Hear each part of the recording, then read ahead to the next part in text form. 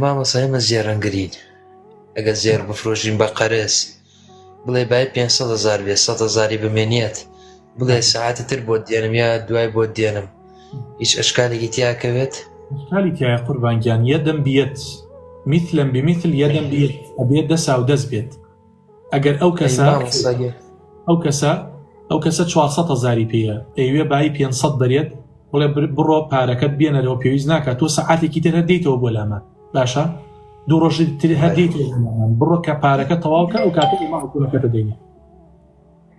مامۆساییان ئەم زێڕە کاتی ڕەسوڵڵا ئەم حەدیسە دەرچۆ ڕاستەکەی دەم بێت بۆ کاتە ئیشیان پێوە گرب عەبدیان پێگڕی خواردنیان پێگری، بەڵام ێستا خەڵک بۆ زینە بۆ جوانێک کاتە خەت خۆیان پرسیارمان کردو لە مامۆستای تر یعنی وا وەڵامەکەمانی داوەتەوە توێتیچ ئەوە سەریکە ئەوە چۆن بڵێ ئەوە شلکردنەوەیە، ئەوە ڕێخۆشکردنە بۆ ئەوەی خەڵک تووشی حرام بێت.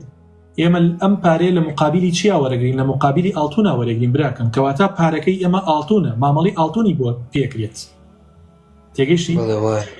تۆ حتا لە خەزیێنەی دەوڵەتە ئاڵتونت هەبێت ئەنجا لە دەرەوە لە بانقی نێودەوڵەتی پارەت بۆ سەرفەکات بە ئەندازەی چی؟ بە ئەندازەی ئاڵتونەکە. کەواتە ئەم پارەی ئێمە ڕاستە کا خەزە، بەڵام لە ئەسڵا چییە؟ ئاڵتونە.